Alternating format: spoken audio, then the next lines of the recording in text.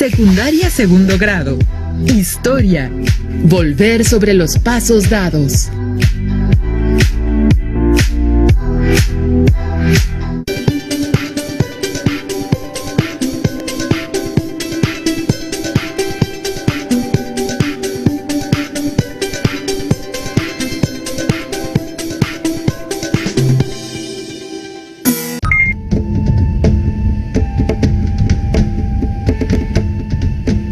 ¿Qué tal?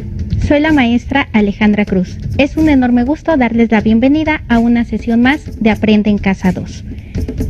Antes de comenzar, les recuerdo que es muy importante no relajar las medidas de higiene y sana distancia para prevenir el contagio de COVID-19, así como de influenza. Para ello, procuren no salir de casa y si lo hacen, que sea con cubrebocas y lávense las manos constantemente. Así podremos volver lo antes posible a nuestras aulas. La sesión de hoy lleva por título Volver sobre los pasos dados. Las últimas lecciones han recibido mucha información muy importante y es necesario un repaso. Así que hoy tendremos la oportunidad de reconocer lo aprendido sobre las áreas culturales del México antiguo. Es decir, vamos a llevar a cabo una recapitulación general de los temas vistos hasta ahora. Los materiales que vamos a utilizar son los siguientes: cuaderno de la asignatura, bolígrafos o lápices de colores y su libro de texto. Tengan a la mano sus notas anteriores, porque hoy podrán despejar alguna duda que les haya surgido. No olviden escribir las palabras que desconozcan para investigar más tarde su significado. Para llevar a cabo nuestra recapitulación, vamos a observar dos explicaciones realizadas por dos historiadores sobre el México antiguo. Estas nos servirán para recordar algunos temas estudiados, a manera de repaso, y para introducirnos en otros aspectos que se verán en las siguientes sesiones. En el primer video que escucharemos y veremos a continuación, el doctor Federico Navarrete, especialista en estudios mesoamericanos, nos presenta una visión general del México prehispánico. Presten mucha atención. Corre video. Hola, en este módulo te voy a hablar de del periodo de la historia de nuestro país que llamamos México prehispánico, que es con mucho el periodo más largo de nuestra historia. Este periodo en el que México fue habitado exclusivamente por población amerindia, es decir, población que había llegado al continente americano hace miles de años, duró pues básicamente más de 10,000 años, mientras que lo que llamamos periodo colonial duró apenas 300 años y la historia del México independiente está cumpliendo 2 siglos. Esto significa que la mayor parte de la historia de nuestro país corresponde a lo que llamamos periodo prehispánico y que es muy difícil generalizar sobre este periodo. Fueron miles de años y pasaron muchísimas cosas en ese tiempo y también hubo grandes cambios culturales y sociales. Si hablamos ya del último periodo de la historia prehispánica, ya a partir de 2500 años a la fecha, que son los periodos que conocemos preclásico, clásico y posclásico, encontraremos que en lo que ahora es el territorio de México había muchísimas sociedades diferentes. Algunos eran cazadores y recolectores que viajaban por sus territorios buscando cosas para comer. Otros eran agricultores que se habían asentado en aldeas y otros más habían construido grandes ciudades que se disputaban el poder y dominaban territorios inmensos. Nosotros conocemos desde luego el imperio mexica o azteca, que es el más famoso, que es el que fue conquistado por los españoles, pero antes de los mexicas que empezaron por ahí del año 1425, hubo muchas otras ciudades poderosas en el México prehispánico. Generalmente cuando hablamos de México prehispánico pensamos en estas grandes ciudades y sobre todo en las ruinas, en los vestigios que han dejado. Son famosas desde luego las ruinas de Teotihuacán, al norte de la Ciudad de México, las ruinas de Monte Albán, junto a la ciudad de Oaxaca, las ruinas de Tajín en Veracruz, las ruinas de Chichén Itzá, y podríamos mencionar cientos más de ciudades que son testimonio hasta el día de hoy del esplendor de los centros de poder, de los grupos que mandaban sobre el resto de la sociedad mesoamericana. Sin embargo, la inmensa mayoría de los mesoamericanos eran personas sencillas, como el día de hoy la inmensa mayoría de los mexicanos son personas sencillas que vivían de su trabajo.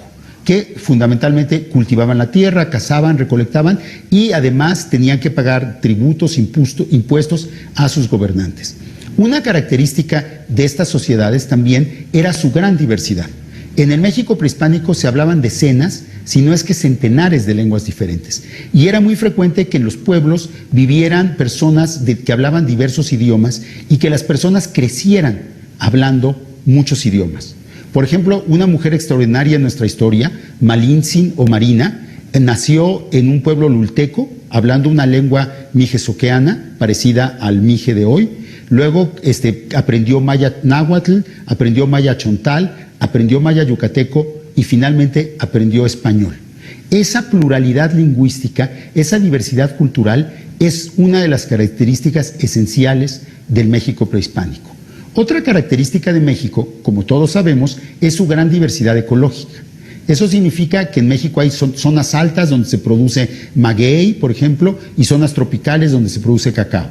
Y esas diferencias entre las diversas regiones por su clima y su producción siempre han fomentado el comercio.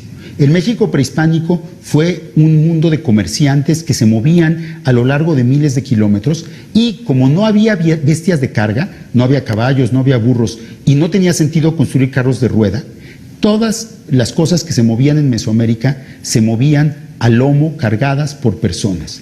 Eso significa que el México prehispánico era un mundo de caminantes que recorrían todo el territorio llevando productos, trayendo telas, llevando noticias y aprendiendo unos de otros.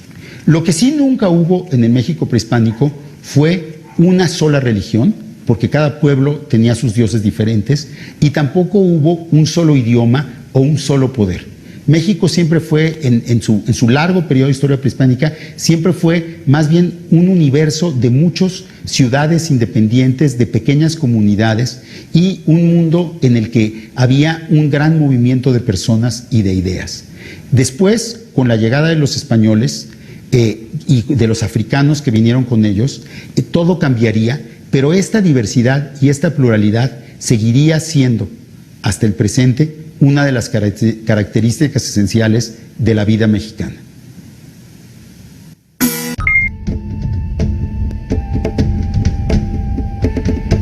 ¿Qué les pareció el video? Como el doctor Navarrete mencionó, la historia de nuestro país se divide en diferentes etapas. La más antigua y extensa es la denominada lítica, que abarcó del 33.000 al 2.500 antes de nuestra era aproximadamente. Durante este periodo ocurrieron grandes transformaciones. Llegaron los primeros pobladores al continente americano, quienes habitaban cuevas y se dedicaban a la caza y la recolección. Se produjo la extinción de la megafauna de la Edad de Hielo. Se inició el proceso de domesticación de plantas y animales y se definieron las áreas culturales. Por cierto, ¿recuerdan cuáles son?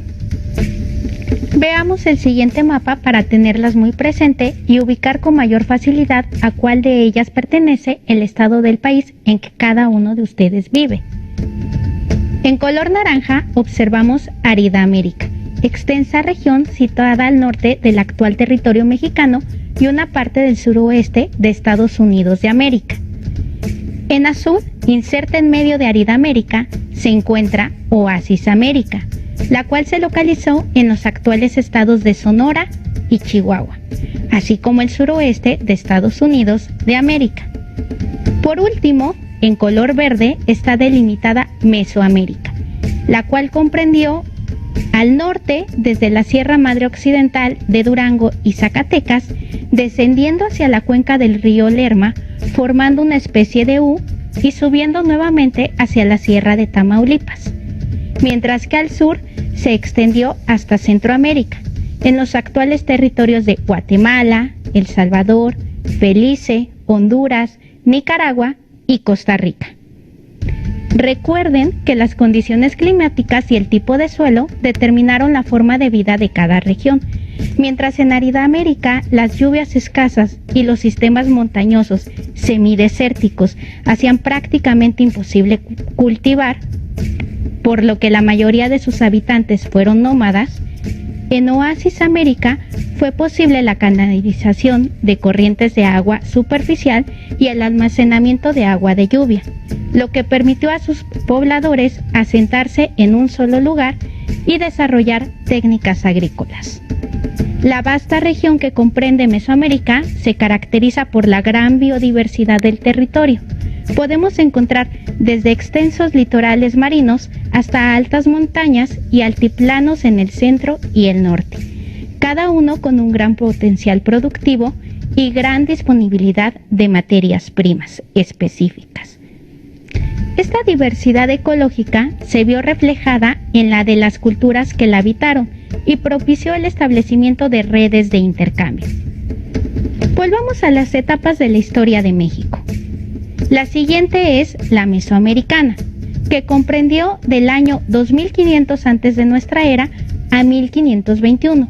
En este lapso de tiempo que se divide en preclásico, clásico y posclásico, se desarrollaron grandes civilizaciones que, aunque compartían algunas características, como mencionó el doctor Navarrete, se trata de pueblos con una enorme diversidad cultural, tanto lingüística como religiosa. Después tenemos la etapa denominada colonial o virreinal, la cual tuvo una duración de 3 siglos, desde la caída del Imperio Mexica en 1521 hasta la consumación del proceso de independencia en 1821. En último lugar, se encuentra el periodo del México independiente, que abarca hasta nuestros días. Ahora, escuchemos al doctor Pablo Escalante, quien se ha dedicado al estudio del arte y la cultura indígenas del México Central. Nos hablará acerca de la vida cotidiana de los pueblos mesoamericanos. Veamos el video.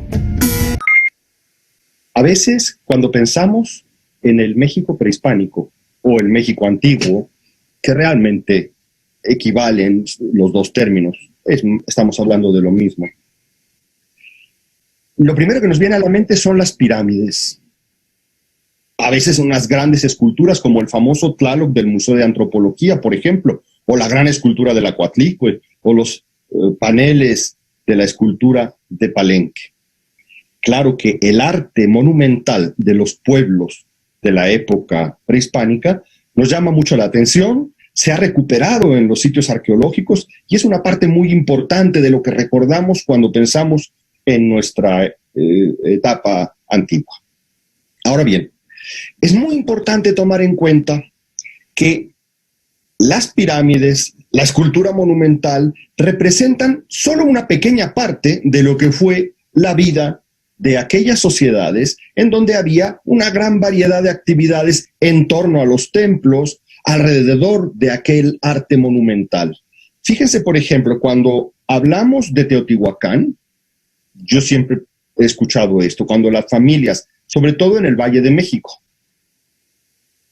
en la Ciudad de México, en el Estado de México, dicen, vamos a las pirámides o vamos de visitas a las pirámides. Y en efecto, las pirámides han centrado nuestra atención del mismo modo que la religión y el arte monumental han centrado nuestra atención cuando pensamos en el México prehispánico. Pero en esa misma ciudad de Teotihuacán, donde están las pirámides, la gran pirámide que llamamos del Sol, la que llamamos de la Luna, había más de 200,000 personas, pueden haber sido unos 250,000 habitantes, ocupando una superficie plenamente urbana de 20 kilómetros cuadrados. Plenamente urbana quiere decir calles, calzadas, escalinatas para librar los niveles. Una cosa sumamente interesante de Teotihuacán, un sistema de drenaje que cubre la totalidad de la ciudad. Toda la ciudad tiene debajo un sistema de drenaje que permite evacuar el agua de lluvia. Pensemos que es una zona de nuestro país en la que llueve varios meses al año, todos los días, y hay que evacuar de los patios el agua hacia el río que cruza la ciudad, que hoy llamamos Río San Juan. Una gran ciudad pavimentada, con plazas, muchos pequeños templos, además de las pirámides, y sobre todo con una rica vida social en la que hay mercaderes, militares, artesanos de una gran variedad de oficios.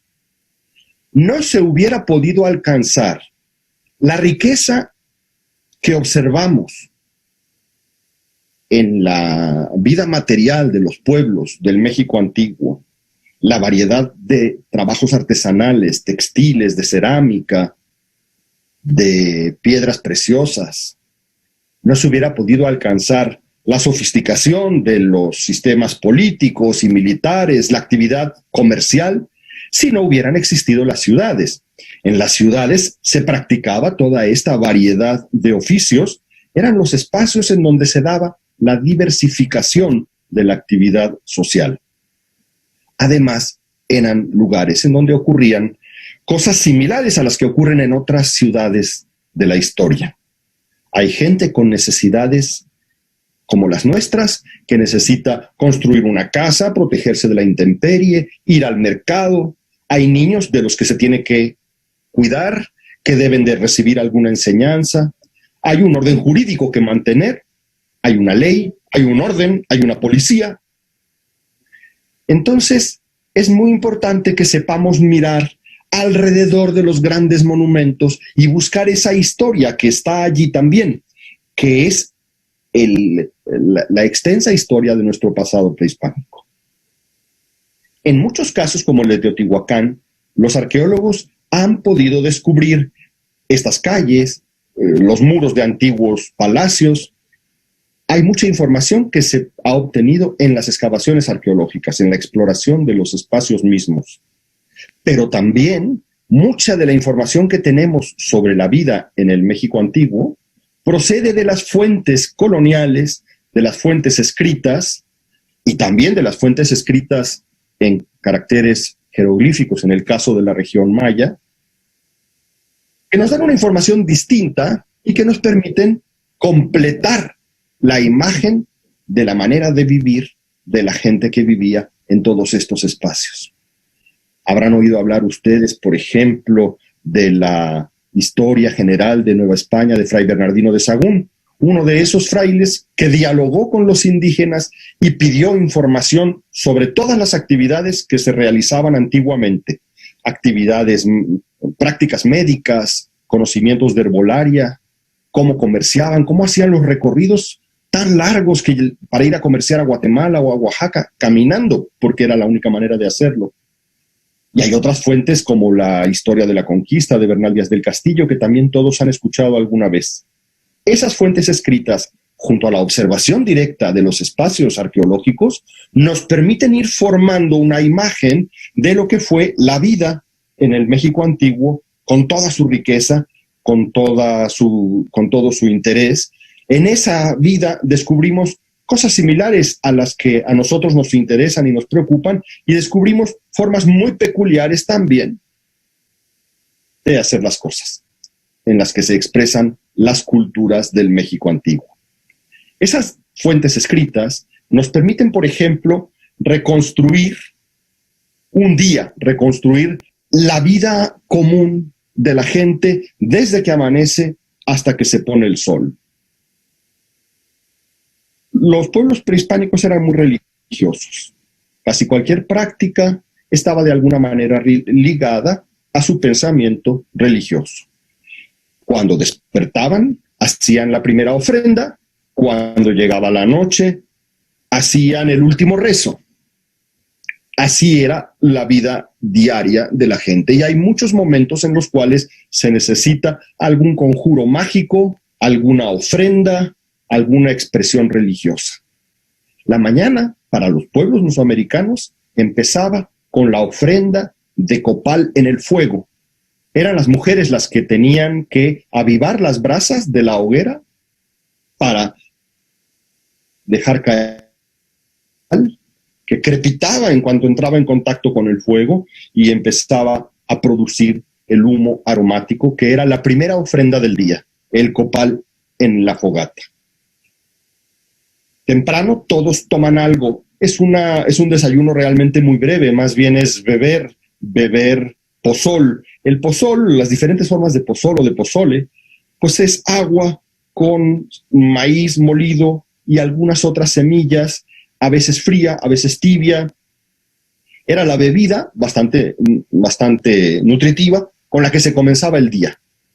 La gente iba al trabajo, las mujeres, por ejemplo, iban al mercado, la actividad de ir al mercado, las compras del día, cuando se trataba de, por ejemplo, llevar un poco de los chiles de la huerta que nos sobran, se llevan al mercado y se cambian por algo de sal que nos falta.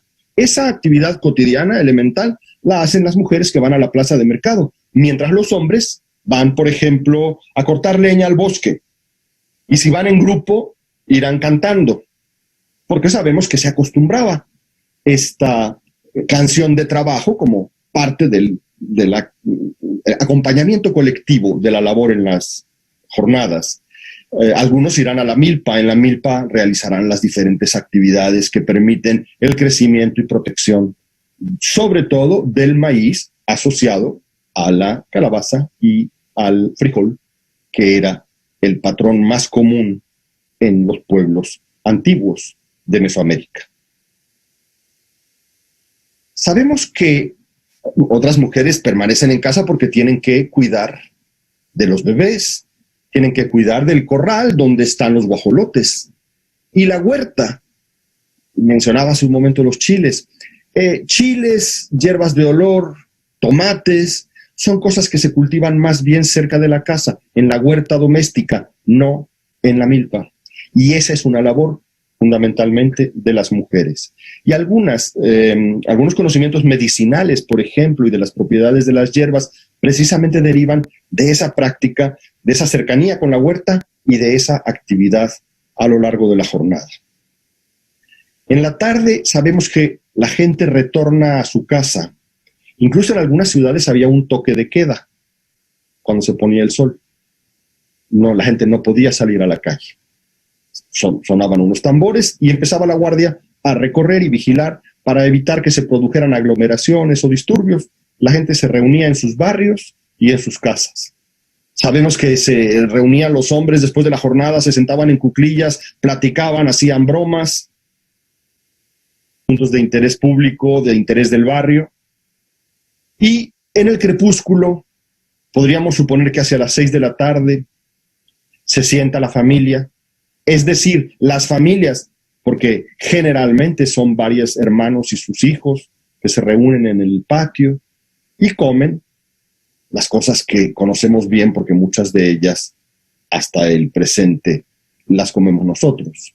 Las mujeres van a la cocina, preparan, les sirven a los hombres en el patio, los hombres sentados, lo que las mujeres les sirven, y ellas comen normalmente después. Espero que la charla del Dr. Escalante les haya gustado y les haya también sido de utilidad. La historia de la vida privada o cotidiana recupera los hábitos, comportamientos, mecanismos de sociabilidad, momentos de ocio, relaciones de poder, rutinas del día a día, en fin, la forma de vida de los distintos grupos sociales. Como nos explicó el Dr. Escalante, en Mesoamérica, la ritualidad y la religión configuraban la vida diaria. La alimentación era otro factor importante en la vida de las personas.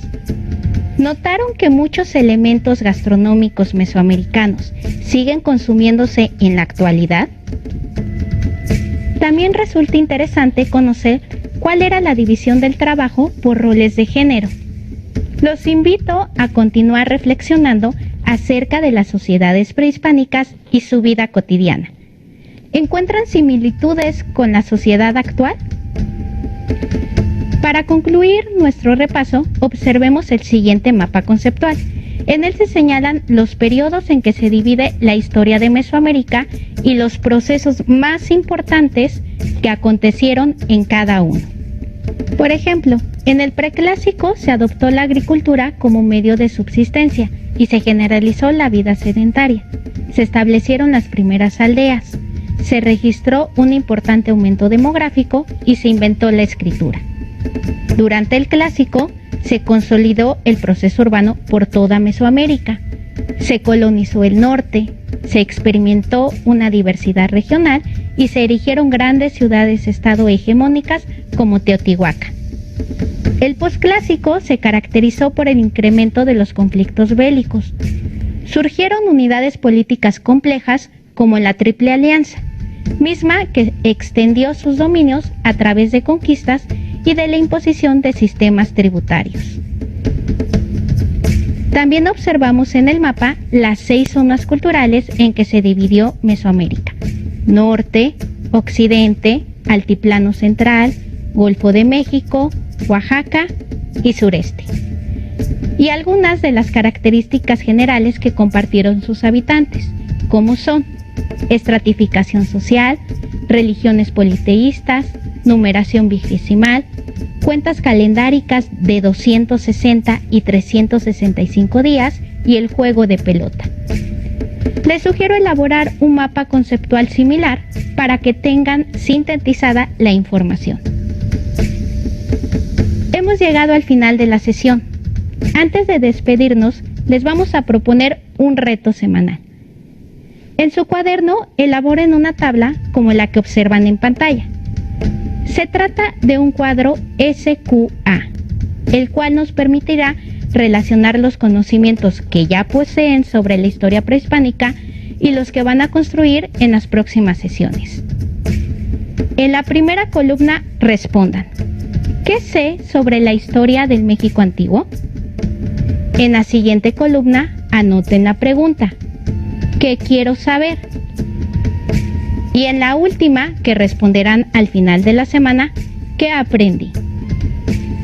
Listo, terminamos. Fue un placer acompañarles durante esta sesión de Aprende en Casa 2. Yo soy la maestra Alejandra Cruz. Hasta la próxima.